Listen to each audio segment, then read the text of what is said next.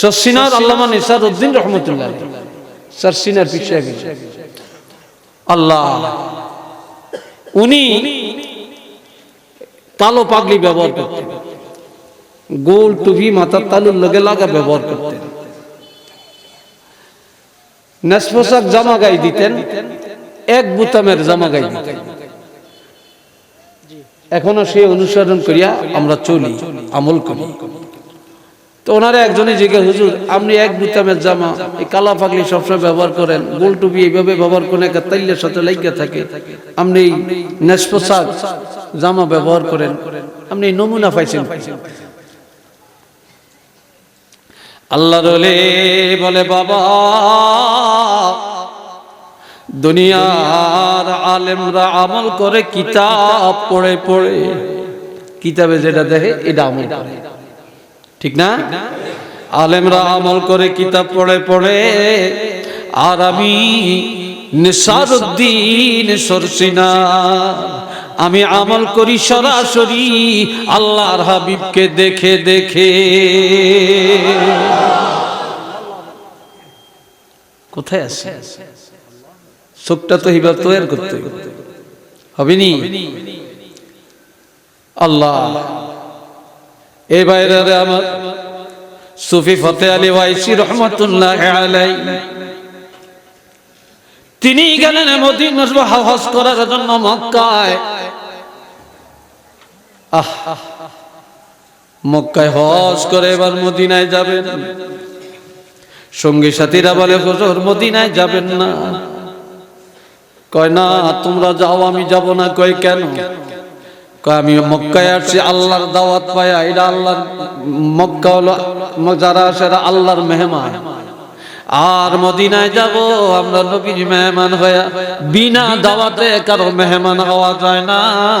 এখনো তো আমি অনুমতি পাই না, মদিনায় কি করে যাই?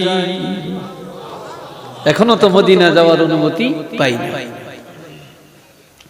এ বলে তিনি কাত হয়ে শুয়ে পড়লেন।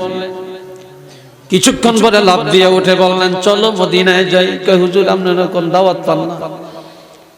তিনি বলেন, বাবারা চলো।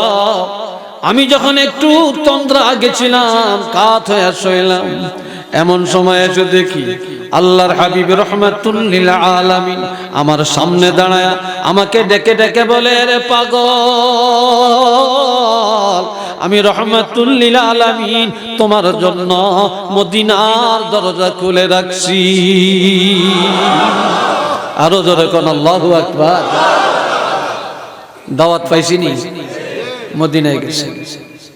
কয় নবী যদি হায়াতুন নবী হয়, এরে বাবা তোরা বইস না কিনলে রে, জাগা হাস না তোরা, না তোকে ফ্যান্ডিন এত টাইট বইলি হারিয়ে যাইব, একটু বইস না বেশি সুন্দর দেখা যায়। কি রে সবাই বসে। এ বন্ধুরা রে আমার, কয় নবী যদি হায়াতুন নবী হয়, আমি রওজার কাছে যে সালাম দিব, সালামটা দিলে নবী যে সালামের জবাব দিবেন, নবী হায়াতুন নবী লাই নিজ কানে হই না। যখন রওজা পাকের কাছে যে বলেন, আসসালাতু ওয়াসসালামু আলাইকা ইয়া রাসূলুল্লাহ,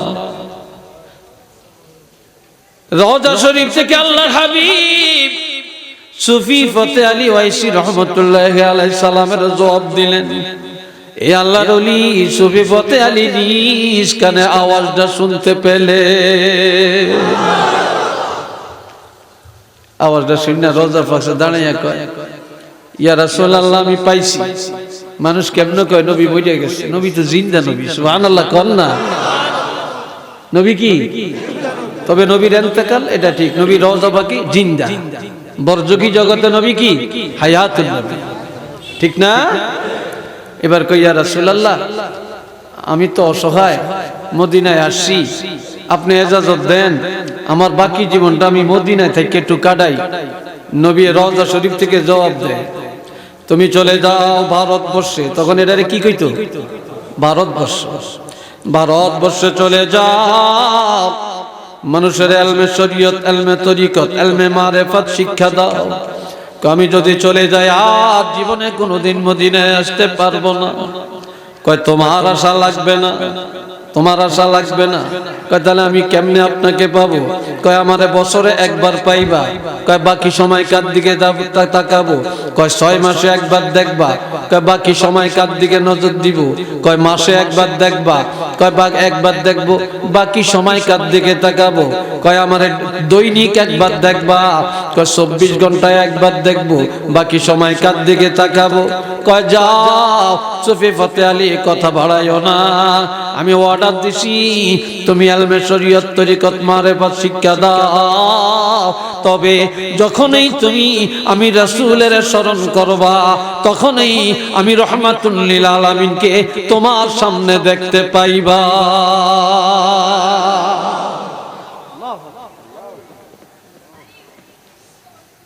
সেই অন্তর, সেই চোখ তৈয়ার করা লাগবে। তৈয়ার করতে চান? হ্যাঁ, আল্লাহ আল্লাহ কত দয়া আমাদেরকে করছেন, একটু কন্যা রে ভাই আলহামদুলিল্লাহ। এই জন্য ভাইরা আমার আল্লাহ বলেন, ইয়া আইয়ুহাল্লাযীনা আমানুত্তাকুল্লাহ, ঈমানদারেরা আল্লাহকে ডরাও। কারে ডরাইবে? জোরে কর। করোনা আইলে